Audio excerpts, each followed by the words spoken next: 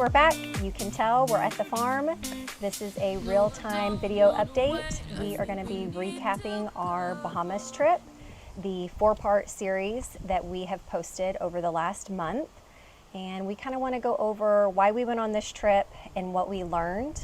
We got back from the trip March 19th. 19th, yeah. So we've been home a little over a month. Yep, it's April 28th today. There you go. So hopefully this video will be posted tonight, so you will know it's real time. So, why we went on this trip.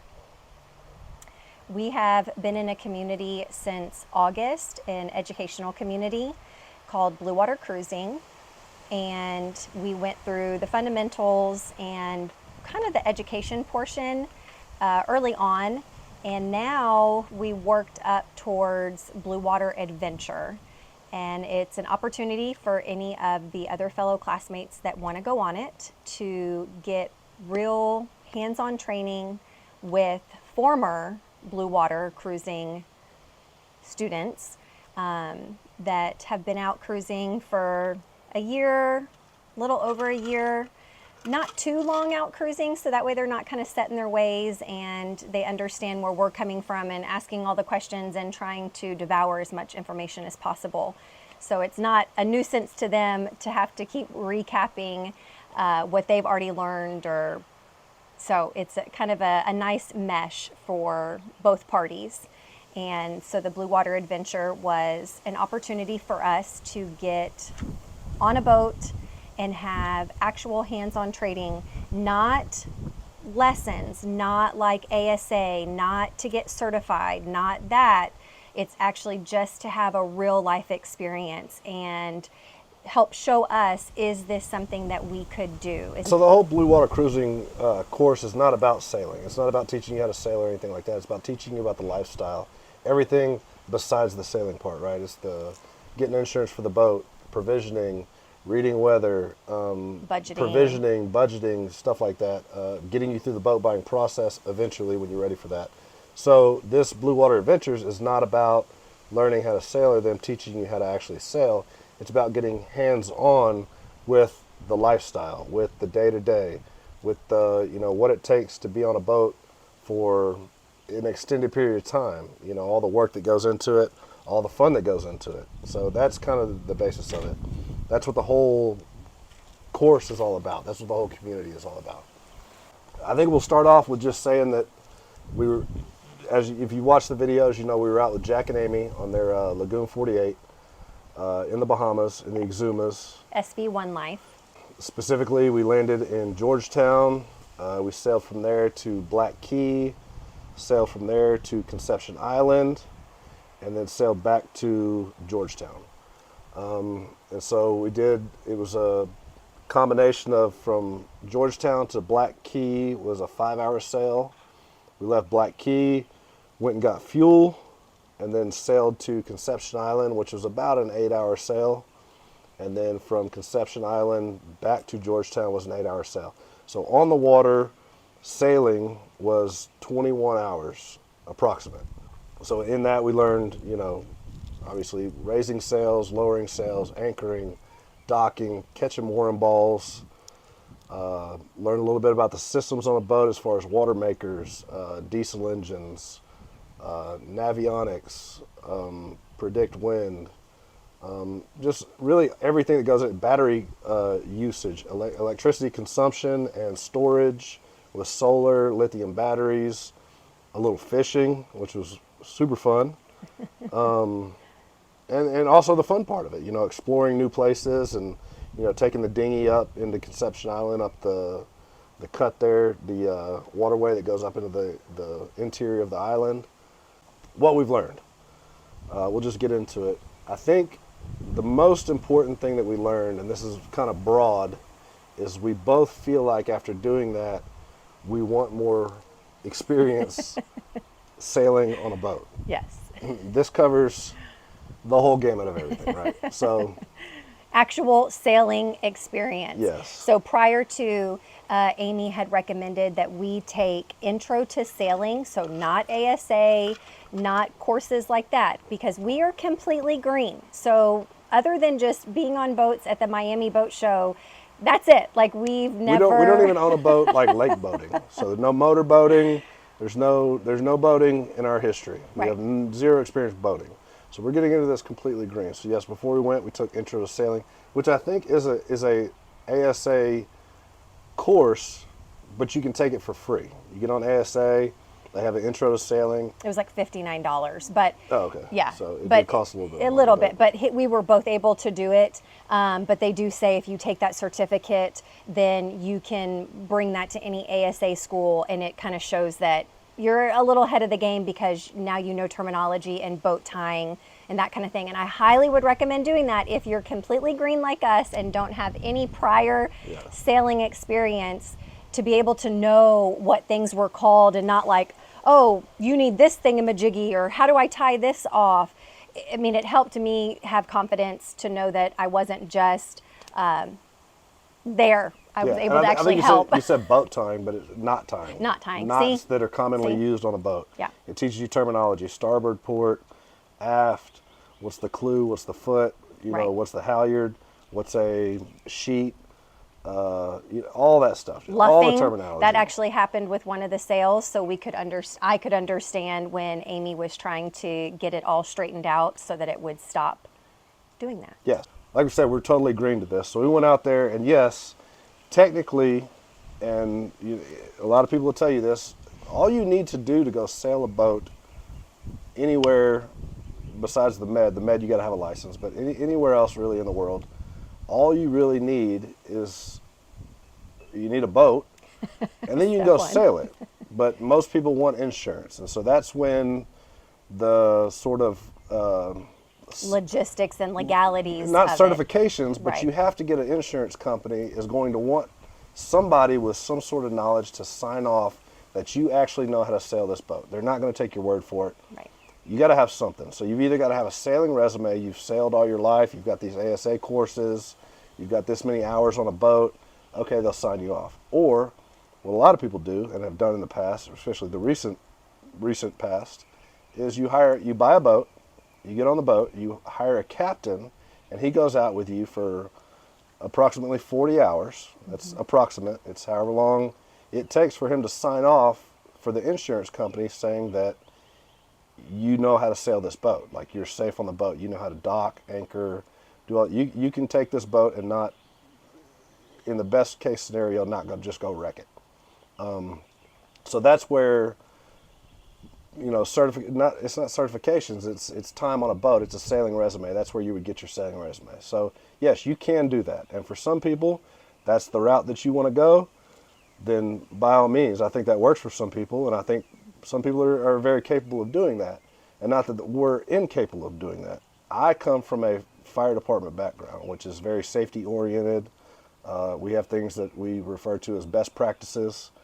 So we do a lot of training to things, and we have some would say a very dangerous job. I call it, semi-dangerous because of the amount of training that we do. We alleviate a lot of the risks through training and everything else. So for me, taking my wife and my 2 children out on a sailboat, after being on a boat for 7 days and seeing everything that goes into it and all the aspects of it and everything that can go wrong, I want more training. So what we've decided to do is explore that and go and get more experience on a boat.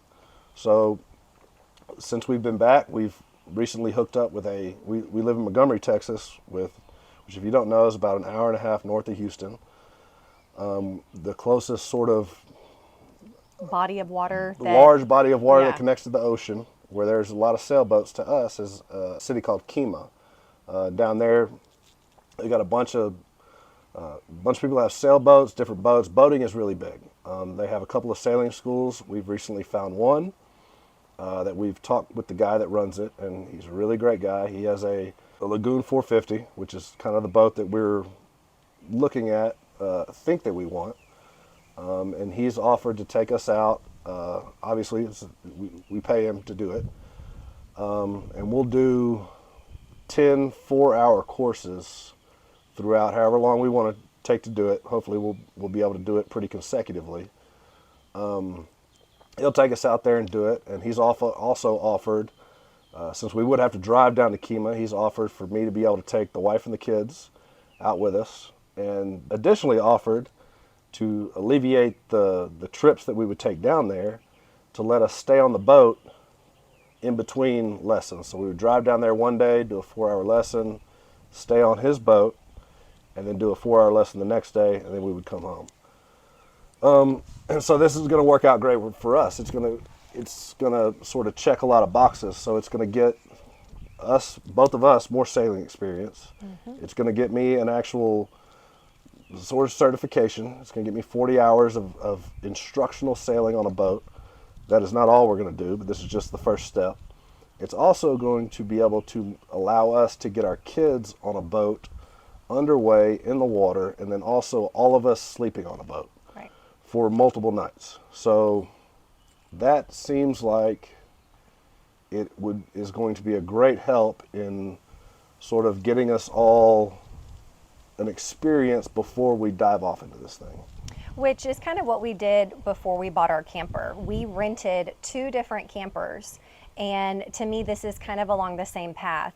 Obviously we're not renting it, we're actually paying for the lessons, but it's a way for us to get aboard that boat and see, do we like it, and have the kids on there, and how do they feel, which is a totally different boat than we were on with Jack and Amy. Theirs is a 48-foot Leopard. So this is going to open up quite a big opportunity for us, because now Buddy will have a captain's license once these courses are finished. Well, I won't have the captain's license after these courses are finished. I'll just have, through Nautic Ed, I'll have a master bareboat certification, which is not any kind of license. It's just after these 40 hours and me and this instructor go out.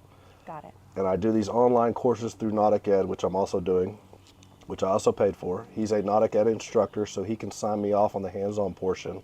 Then I'll have a certification through Nautic Ed. That is not a license, that's not anything else. That is just through Nautic Ed. But for bareboat charter companies in the Caribbean or anywhere else, that will suffice as sort of a sign-off to allow me to go sail their boats.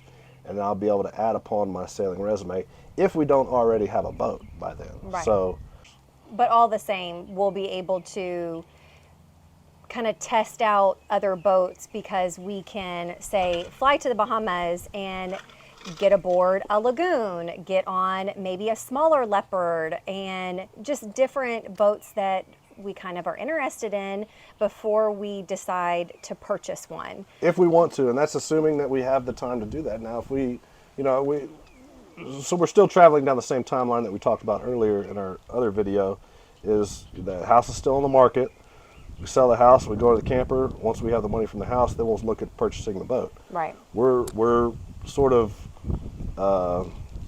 in limbo until the house sells. So we don't want to be standing still waiting for the house to sell. So we're going to take steps to put ourselves ahead of the game when we're ready to buy the boat and get on the boat. And however long that takes, however long it takes. We're not in a rush, but at the same time, we're not on a 5-year or 10-year plan. Right.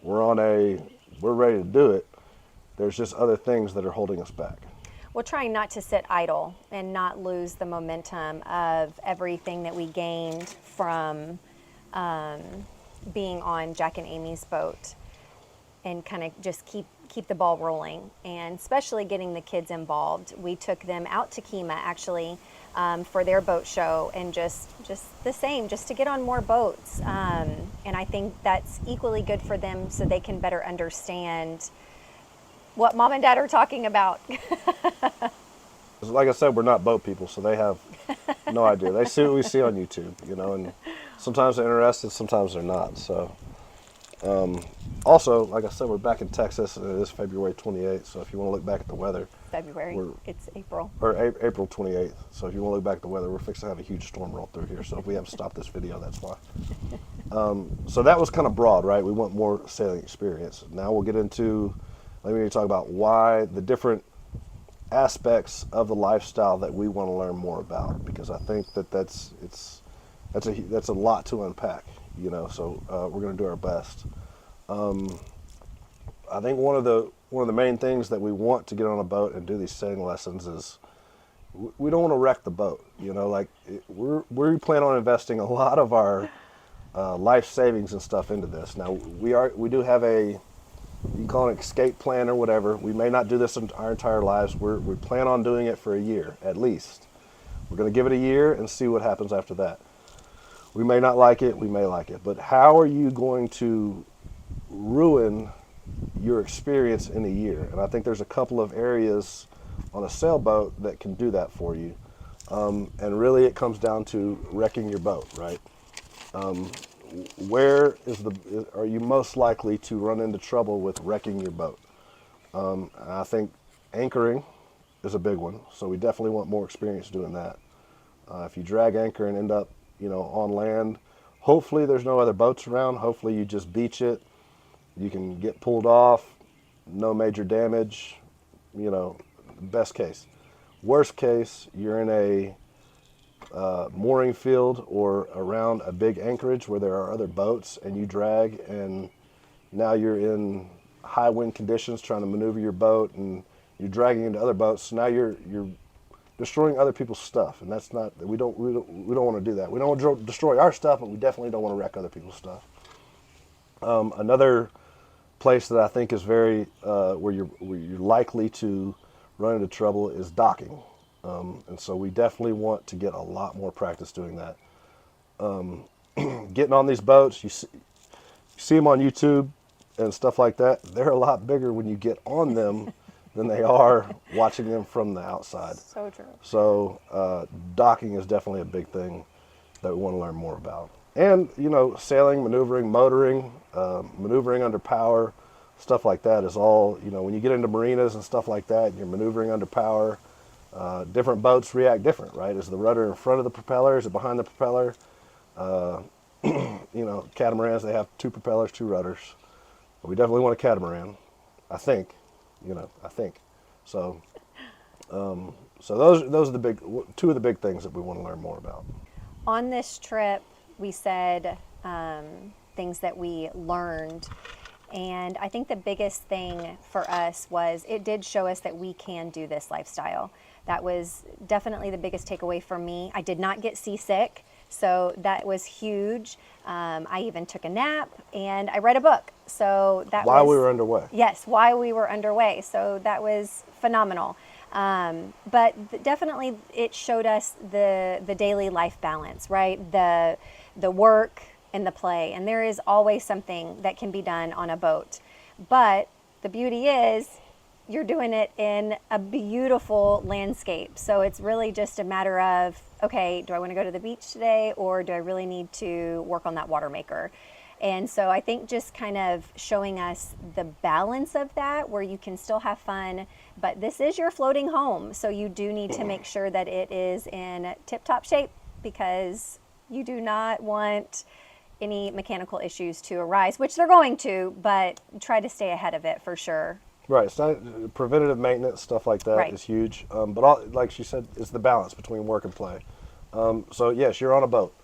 Boats notoriously, something is always broken on a boat. Your boat is, I don't think your boat is ever going to be 100%. This comes from a guy that's never lived on a boat, owned a boat.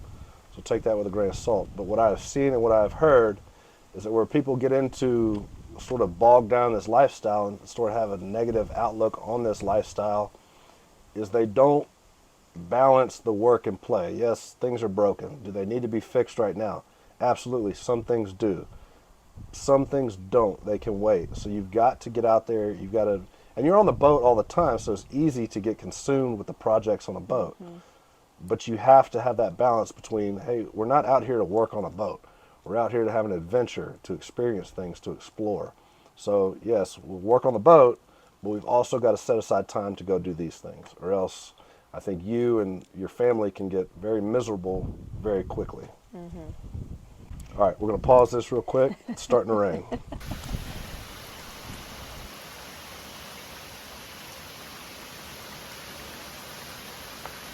All right, we had to move under the cover. It started to sprinkle on us. The storm started to come in. So, anchoring, docking, balance between work and play, boat life. all very important things. And these are things that we want to learn more about. Can you learn about balancing work and play on a boat? I don't know, but we want to get all of us on a boat to experience kind of all that. And hopefully, all of us being on a boat for a couple of days at a time will sort of kind of show everybody, give everybody an idea, and even the kids an idea of, yeah, there's work that has to be done on a boat. You know, there's things that have to be fixed and stuff. So they're not always, they understand that when I say, well, we can't go to the beach right now, I've got to fix this, that this is why it's got to get fixed. And the flip side of that for them is work-life balance, because we are going to be homeschooling on the boat once we take off. So that brings my next point to Starlink. While we were on Amy and Jack's boat, it was phenomenal. I mean, I think that is such a huge game changer. I've heard people say that, but to actually experience just connectivity while being out there, we could FaceTime the kids, we could check our bank accounts. I mean, it was just no different than being on land. So that was a huge eye-opener for me as the teacher for homeschooling, that we will be able to have uninterrupted homeschool. And I think that will show the kids a little bit of normalcy with their screen time and devices, because there's going to be a balance with that as well. Yeah, so I think how that rolls into what we want to learn is we want to research more how the different subscriptions to Starlink work. So, you know, we've heard you can get the RV package. RV package, and as long as you don't move so far offshore, you just keep sailing and you're good. We've heard you got to get the priority package. So we want to do more research into Starlink as far as what's the most affordable way to do it, and what's going to work best for us. And so, and all of that may change. I think Starlink is so new that I think they're starting to change a lot of the way that they assign people's accounts and your subscription type to what you're doing. And so they're getting more sort of keen onto what people are using this for, and so they're starting to adapt their systems to it. So we just want to learn more about that. And the apps that we used with Amy and Jack, the weather apps, the Navionics, that we have those on our phone, because that is something that they talk about in our training program, to get on there and kind of play around. I got to be honest, I got on there and played around on land. It made no sense to me to just see all that. It was foreign. But to be on their boat and implementing those different apps, that was huge. So I feel like some of this stuff, yeah, you can learn it while on land, but until you can actually implement it, there's kind of a disconnect there for me personally. So it was nice to, go through and chart where we were going to go and look up at the weather and, okay, when did we need to leave, and or how long are we going to be able to fully sail before we have to turn the engines on. So there was prep in the evening, and then there was prep in the morning while we were having coffee, just to kind of reiterate what our path was going to be for the day. And if anything changed. Double checking the route, the weather, right, all that stuff, and then putting that all together. Yeah. So route planning with the apps on a boat. When you say, okay, we're going to go from point A to point B, this is what we think the weather's going to be. This is what it's forecasted to be. This is how long everything's going to take us. Now let's do it. Okay, now what did we actually experience during the trip? Right. So we definitely want to do more of that on an actual boat, sailing around. So. And I think that really covers it. I mean, again, like I just said, I think until you get on there and actually experience it, it's a whole different ball game. I love the books. I love the education. I love all the spreadsheets and all that kind of stuff, but to actually get aboard a boat and touch it and feel it and understand it, that was a huge connecting point for me, to really see that we really can do this, and it's not unobtainable. It's just we want more knowledge, and that's not a bad thing. Yeah, we want to make it. We really want the experience to be enjoyable for us, and so this is, a caveat all this. This is our sort of preference. This is how we're going to go about doing it. We wanted to update that. This is not how everybody has to do it. You can go, and like I said, you can go buy a boat, hire a captain, get insurance, have them sail you around for however long it takes. What we've heard is most of the time it's 40 hours, and then they sign off, and you got insurance, and you can go set sail and, you know, have an adventure. For us, our financial situation, our sense of security, our sense of safety, this is what we're choosing to do. So we just wanted to kind of fill you guys in on this. So, I mean, that's kind of where we're at. Hopefully soon we'll be starting this sailing school in Kima. We're going to take as much video of that as we can. I'm sure there's going to be some videos in between there because we're kind of waiting for the kids to get out of school so that they can join us, because we definitely want them to be there for it. That's a big part of why we're going This route. route with this school that we're going to with this captain. And you know, there may be more information on that in later videos.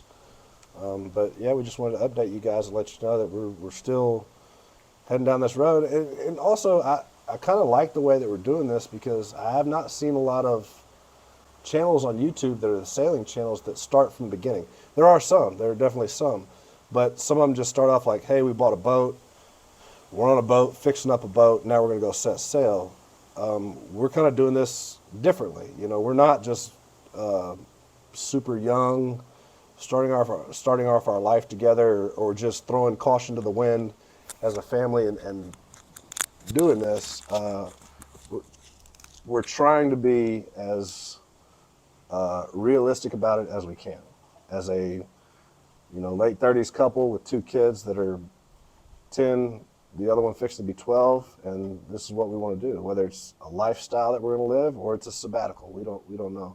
And so that we wanted to start this from the beginning and bring everybody with us through the whole thing, so that hopefully years down the road, I don't know if somebody catches our channel and they're like, oh, look at what's going on with these guys. These guys are awesome. They're living the life. They can go back and see just exactly how much work and planning went into it. Because like every YouTube channel will tell you, they film the good stuff. It's all butterflies and rainbows out there in the sailing world. They do film some bad stuff, but we wanted to do it from square one, from the idea, the conception of the idea, planning, the fulfillment to the completion. So we want to do it step by step. So I think this will be, hopefully this will help somebody out there. If it does and you like kind of what we're doing here, leave a comment, ask us any questions you want. We'll provide. We'll be trying to be as transparent as we can. We will be as much help as we can to help anybody do this. Well, and to kind of piggyback off of that, I think it's just a way to show the why, and not just, hey, we bought a boat and like Buddy said, we're fixing it up and then we're going to go set sail. Like, hopefully these videos can showcase, again, how much work and preparation goes into it for us. And if that helps anybody else to see the other steps before actually buying the boat, the other steps that go into this process, then I hope that can help somebody.